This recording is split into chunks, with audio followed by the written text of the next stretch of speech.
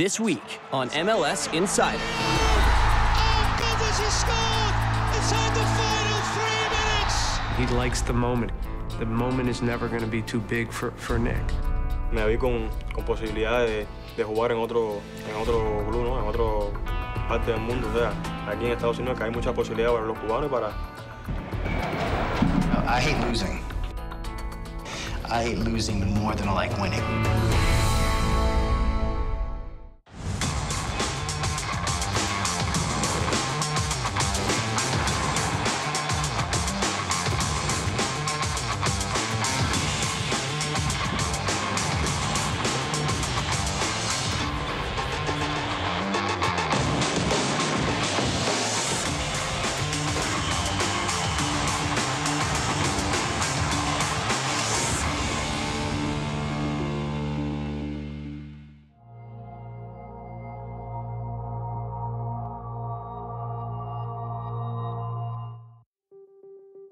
I think I have about 12 tattoos. All have different meanings. Some are a journey, a point in my life where I was.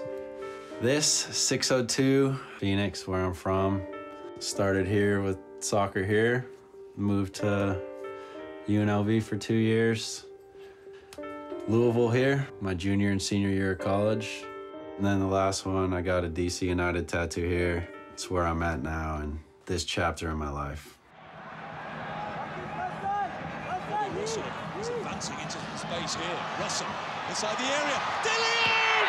Oh, goodness, he scored! Inside the final 3 minutes! He likes the moment.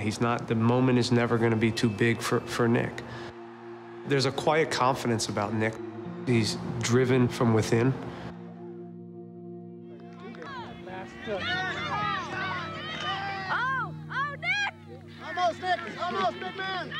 I've heard from a few different people that I play like my dad.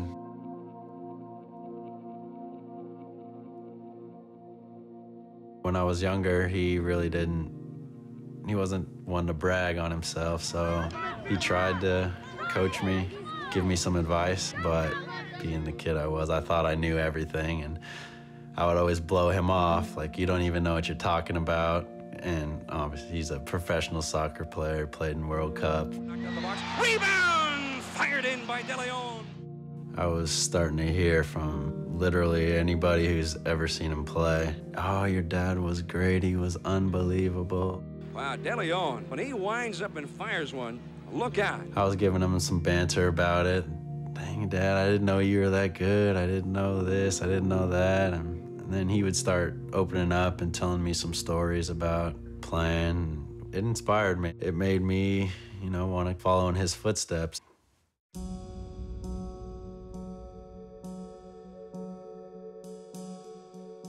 I think at that age, I didn't know what was going on. Or maybe it was the fact that I just didn't want to believe it. I thought we were the perfect family, but when it happened, it hurt. It hurt. Soccer, nothing seemed right. 2 years later, my dad went back to Trinidad, and I haven't seen him since. He tried to keep in good contact with us, but as it progressed and the longer he was away, it slowly started to diminish. At that stage is when you need a little direction from somebody you look up to. It would have been really nice to have him there to give me some direction or give me some pointers on where to go or what to do.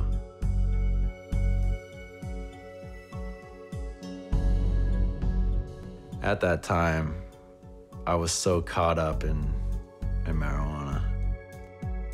All charges were dropped, everything. But it put things into perspective, made me realize what is really important to me, and that's this beautiful game and family, man. Family. Good, very good. That's more like it. That's more like it. When I first started playing professional soccer, at that point is when I decided my dad is a human being and he makes mistakes, and the only way you're really gonna let this go and stop the anger and all that frustration you have built up towards him is to forgive. I wanted to get something going. from that point, we did.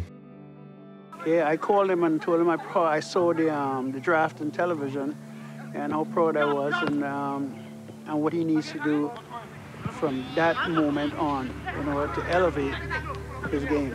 We started talking. It was a pregame ritual of mine. Every day before the game, I would call my dad and he'd give me a little pregame talk. What's going on, dude? I have a game tonight, San Jose. What do you think I can do? What I think you can do? Yeah. I know what you can do. I've seen you from a kid come up. I know what you can do. You have the ability to do whatever you want with the football. To do whatever you want to make your team succeed. Thank you, Dad. And I'm extremely proud of you, big guy. Extremely proud of you. Because I keep getting the phone calls about Nick DeLeon. I didn't know that was his son, Nick DeLeon. I said, well, excuse me, DeLeon is a DeLeon. You can't get away from that.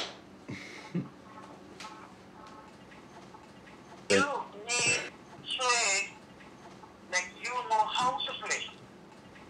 Okay? Yes, sir.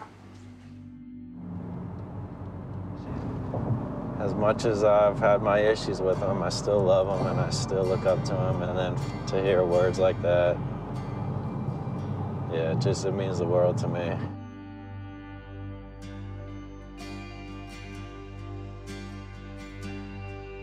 It is pretty cool and it's kind of surreal that I would be playing in the same place he did. It's like destiny, I guess. We go off different directions, but we're ending up in the same place. All three DC. 1, 2, 3. DC! He would tell me, when you go out in the field today, just know that you are the best player on that field, and you have to truly believe that. Well, he could be anything he wants as far as football. He has the talent. Yeah, I'm very, very appreciative that he calls me to get advice, maybe in some small way that I can help my child. Yeah, with me and my dad, it's been a rocky road. We've had heartbreak, we've had the best of times and we've had the worst of times. Hey, Dad. Yeah, we won. I guess, yeah, played like a DeLeon, so I'm happy about it. Life is a journey. It's about growing and moving on and learning from experiences. All right, Daddy. Man, I love you. All righty, bye-bye.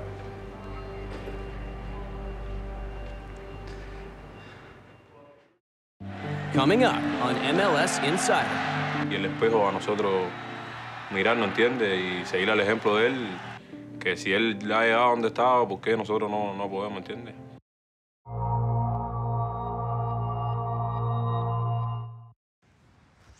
Ready?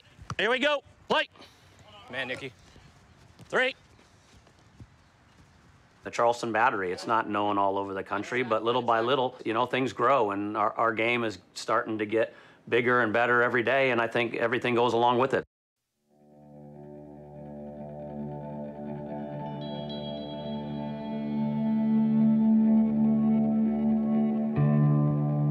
Yo tengo talento, siempre he querido jugar profesional, además de representar mi bandera, mi país, ¿me entiendes? Porque eso es muy importante para un jugador, pero bueno, en Cuba no había posibilidad de eso porque no hay liga profesional.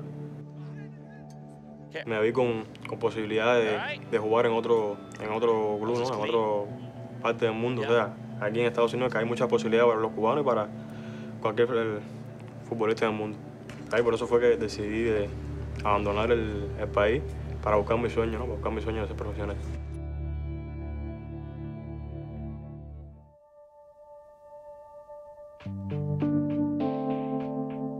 Él actualmente es uno de los motores impulsores de nosotros acá y el espejo a nosotros mirar, ¿no entiende? Y seguir el ejemplo de él, que si él ha llegado donde estaba, ¿por qué nosotros no podemos, entiende? Que entienden que es un traicionero, que traicionó a la patria, pero los mismos futbolistas, los mismos dirigentes saben que ha hecho bien, y que está bien, que está subiendo.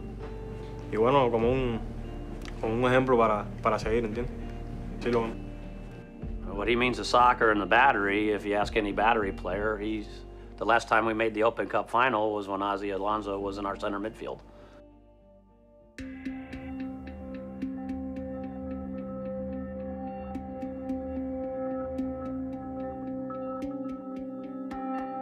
I will say one thing, right, Bobby? It is at a little bit of altitude. It's not bad. It's not going to cause any problems, but make sure you drink plenty of water. I mean, for a soccer fan, it's kind of like the FA Cup in England. It's a chance for all levels of competition, MLS, NASL, USL, PDL, amateur, all come together, one tournament, win or go home. If you play well in those games, then people might think that there's more of a chance of you going to the next level, you know, so absolutely you always have to be ready. Our chances are good though, you know. We're 4-0 our last 4 games against MLS competition. We just came off a win against an MLS side. So, I mean, as long as we take care of business, we really focus on what we can control, we've got a good chance. We always have a good chance.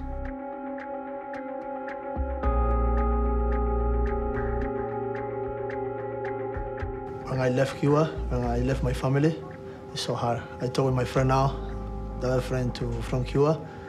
I said, yeah, you want to go back to Cuba? I said, yeah. But, you know, it's life. It's the right decision. Now it's Alonso. He plays for Seattle. And me, the only 2 players playing the MLS. Hey, concentrate on goal kicks. It's a little slick, yeah? Make sure, yeah. Okay? Don't try to overhit it.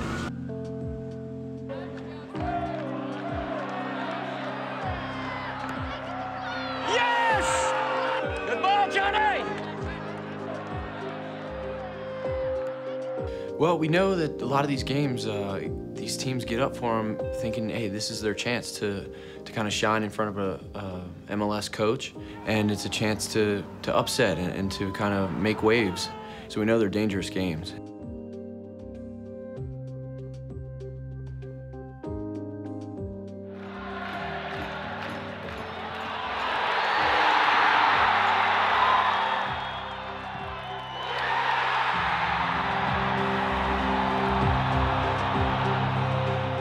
You got 2, okay, 15s. Let's get it into Cordo and finish it off. Hey, you gotta be strong together. Hey.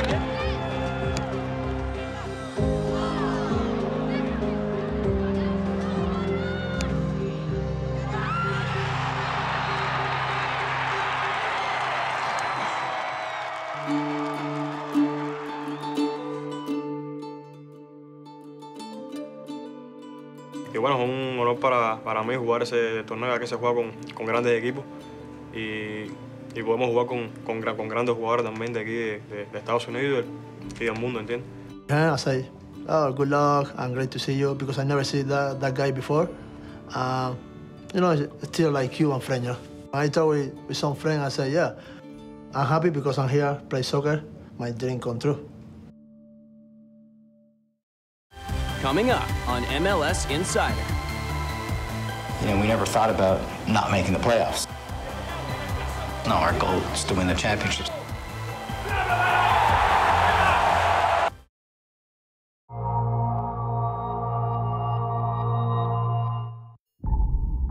One of the ways I've determined that you can gauge professional soccer in Canada is the types of questions you get from the immigration agents. And he said, "Where are you going?" And I said, "I'm going to Vancouver."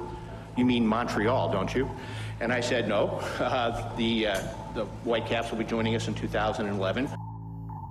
Portland is really at the sweet spot of all of that activity.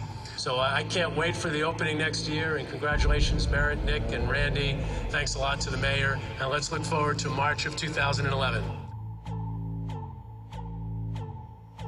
I remember specifically where I was. I play in a beer hockey league on Friday nights, and it was Friday night. And I was in the dressing room getting dressed when I got the call from the commissioner saying that we're going to make an announcement that you pulled your bid. And I remember specifically told Commissioner Garber, we are not pulling our bid. If you feel that our bid is not high enough, then you go out and you say that it's not high enough. but we're not pulling our bid.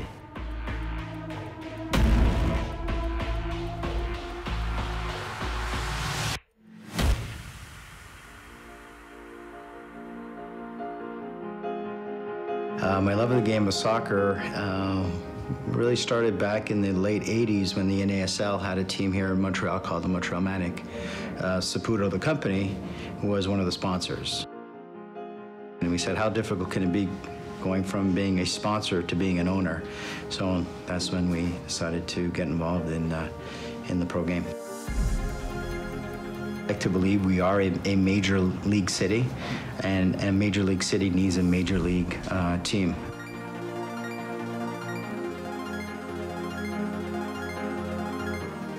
Regardless on whether we decide to move up or we stay in this particular league, we need to have our own stadium, a stadium that we could control. And that's when we built this stadium, we built it in a way that it could be expanded to 21,000 if ever we go to the MLS.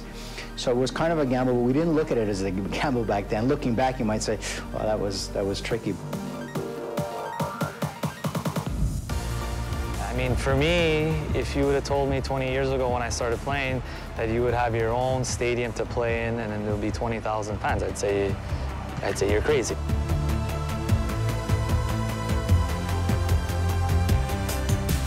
I didn't think that the expansion price was right and was fair.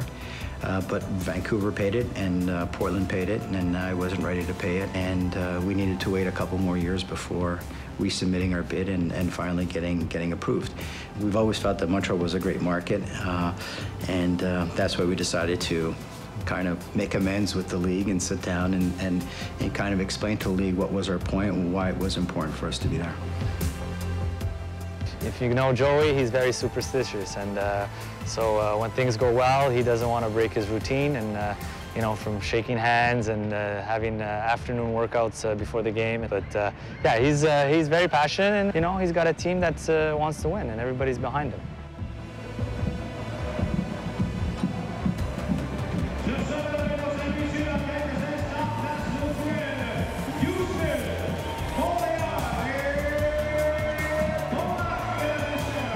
Montreal's a kind of funny city, you know. If you want instant recognition, you need to be successful, or at least you need to do all the right things to be successful. There's no such thing as a rebuilding year. I mean, you can't use those words here in this city. They don't accept it. Our fans want to see a certain style of play. Our fans want to see, you know, the European player or the South American player, because we speak the language and we understand the culture.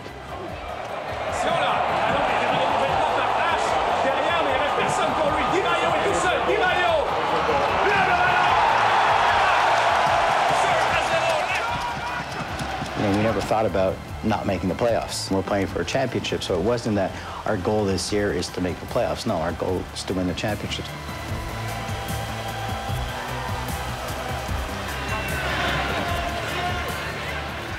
That's what drives me. That's what drives me not only off the field, but it's the same thing on the field. I hate losing. And you know, everyone in here knows that I hate losing more than I like winning. If I'm going to go into something, I want to make sure that I do it right. I don't want to lose.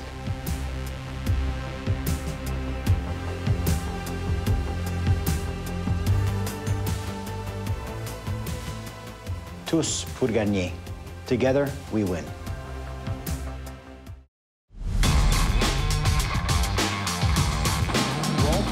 in the box, DeLeon. Trying to turn Badisher inside out. Badisher stays with the Duca. Into trouble. Casey have it back here. Sinovic to Zusi. Oh, Takala from Graham Zusi.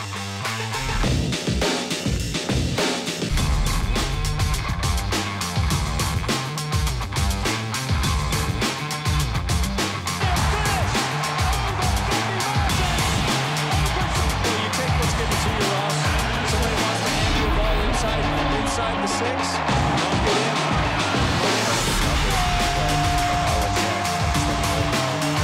Dallas's defense is really... It's his giver! It is giver! The referee looks over his assistant. Coming up on MLS Insider. Hello. Welcome to MLS Storytime Theater. I'm your host, Judah Friedlander, the world champion.